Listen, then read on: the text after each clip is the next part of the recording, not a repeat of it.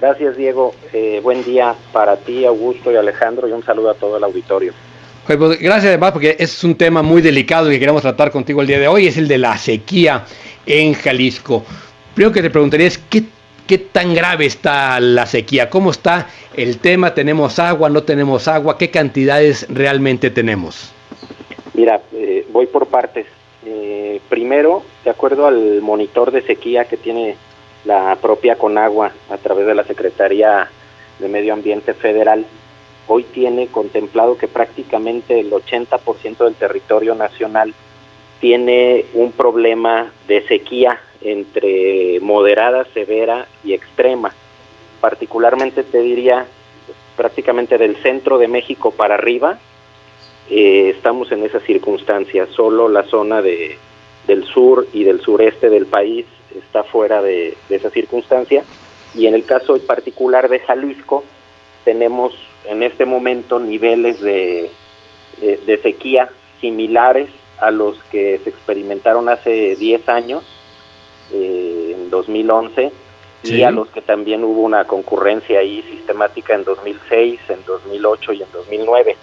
Es decir, estamos experimentando un nivel de sequía, contextualizando al auditorio, de los 125 municipios del estado, 102 municipios tenemos categorizados como sequía severa, 22 con sequía moderada y 1 con sequía extrema. Los 125 están en alguna de las 3 categorías de sequía, ¿no? Entonces, para entenderlo, eso significa que tenemos un problema grave, que muy probablemente para el ciclo agrícola, para la disposición de agua para riego, etcétera, pero también para la zona metropolitana, para ganadería. ¿Qué implica en la cantidad de agua que vamos a disponer los ciudadanos de la zona metropolitana y qué medidas hay que tomar? Mira, por un lado, me voy a ir también abordando varios rubros, porque pareciera la sequía no solo tiene un impacto en el tema directo del abastecimiento del agua. Ahorita tenemos una de las circunstancias atmosféricas de menor humedad en el área metropolitana de Guadalajara y en el estado, y eso además genera que haya más posibilidades, por ejemplo, de incendios. También genera una mayor demanda de agua en todos los distritos y las unidades de riego que hay en el estado. También genera que los pozos de agua y los cuerpos de captación de agua pues tengan un nivel de, pues digamos, de presión en todo el estado. Particularmente ya en el área metropolitana ha habido, recordando lo que hemos venido diciendo prácticamente en los últimos 2 meses, nosotros sufrimos una baja muy importante de una de las fuentes de abastecimiento, que es la presa Calderón, que corresponde al agua que viene del Río Verde, y también el abatimiento de algunos pozos o la disminución de volumen de algunos pozos de agua, particularmente en la zona de Toluquilla y en la zona norponiente de la ciudad, en Zapopan. ¿Qué provocó esto? Pues que la producción, digamos, o la llegada de agua a la ciudad generara inicialmente un déficit de alrededor de un 11%, es decir, teníamos 11% menos volumen del agua que necesitaba la ciudad, y que hoy en día, con todas las acciones que hemos realizado de emergencia, de mitigación, hemos logrado recuperar una parte importante de ese caudal, y ahorita tenemos un déficit que anda rondando aproximadamente el 4% del agua de la ciudad. ¿Qué significa, tratando de ponerlo de manera muy fácil? ¿Sí?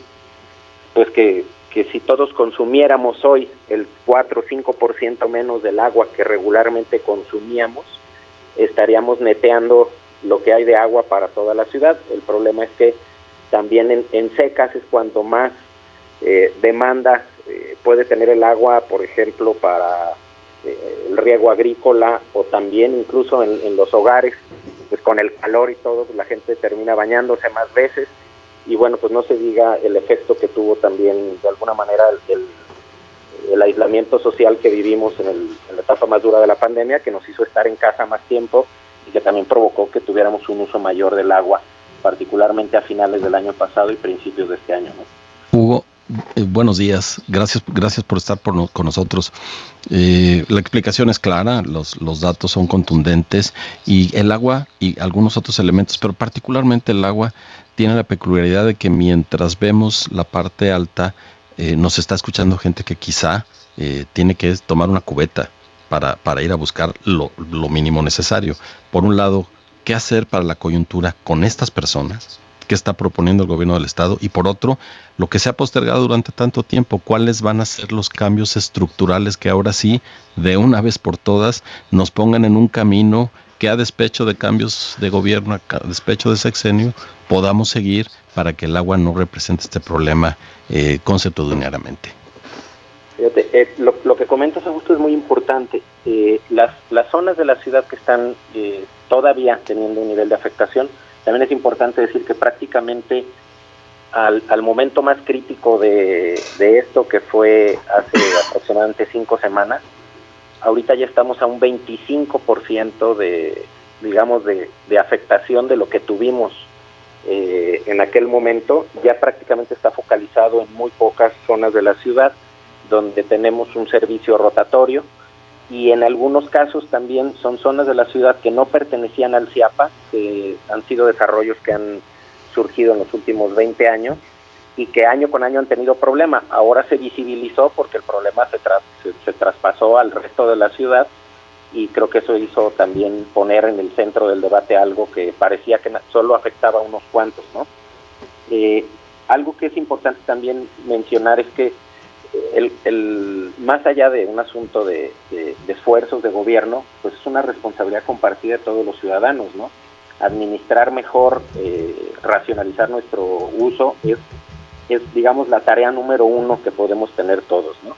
La tarea número 2, en la cual nosotros nos hemos metido muy fuerte, ha sido generar un sistema mucho más eficiente de distribución. Ya terminamos este fin de semana por completo la obra del acueducto que no se había terminado en 20 años, que nos permite conectar los 3 sistemas, por simplificar la explicación, los 3 sistemas de abastecimiento de agua, y que ahora de un sistema a otro le puedas transferir agua de manera eficiente. Estamos ahorita haciendo las últimas pruebas y ya la desinfección de toda la red para ponerla en operación paulatinamente en los días por venir, que si bien seguimos con el déficit de agua, ahora vamos a ser mucho más eficientes en la distribución, y eso nos va a permitir llegar a colonias más elevadas de altura, y que la presión nos ponía ante la falta de agua nos ponía en complicaciones para llegar.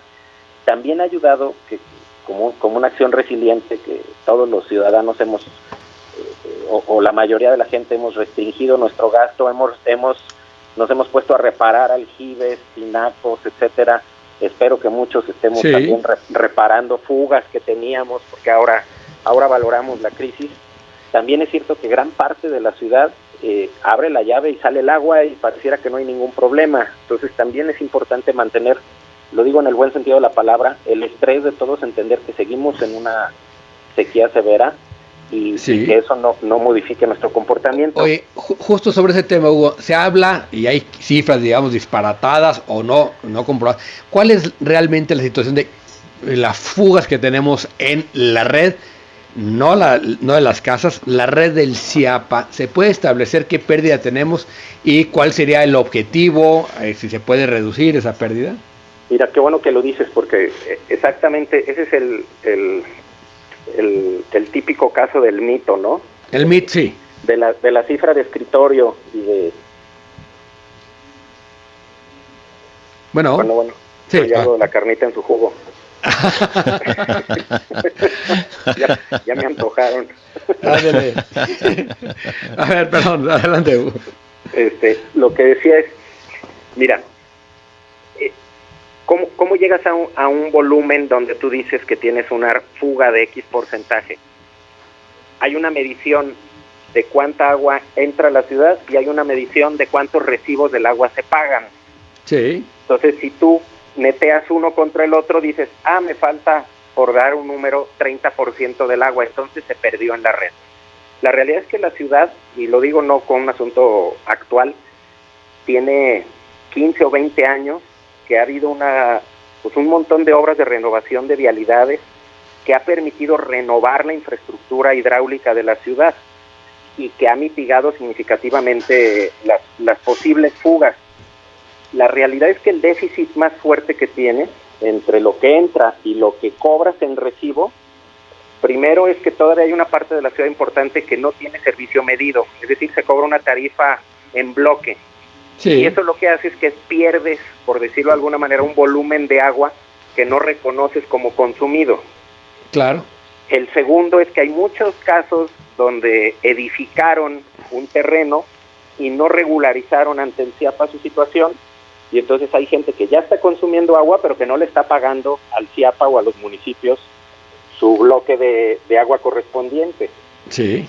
Es decir, gran parte del tema tiene que ver con una irregularidad crónica. O sea, pero es más pérdida administrativa que física, por decirlo de alguna manera. Es Perfecto. Una pérdida más administrativa que física. Okay. Lo que tenemos en la ciudad. De lo contrario, Diego, y lo explico porque es un asunto de sentido común. Si tuviéramos una fuga del 30% abajo, pues viviríamos arriba de un lago, ¿no? Claro. Es totalmente absurdo, ¿no? Hugo, muchísimas gracias por esos minutos para decir las cosas. Te agradecemos enormemente que hayas estado con nosotros. Seguiremos en contacto porque es un tema que hay que seguir trabajando y hay que seguir construyendo en esta ciudad. Claro, muchas gracias a ustedes y un llamado, insisto, a la ciudad a racionalizar todo el uso del agua, ¿no? Perfecto. Muchas gracias, Hugo Luno. Él es jefe de gabinete del gobierno del estado de Jalisco.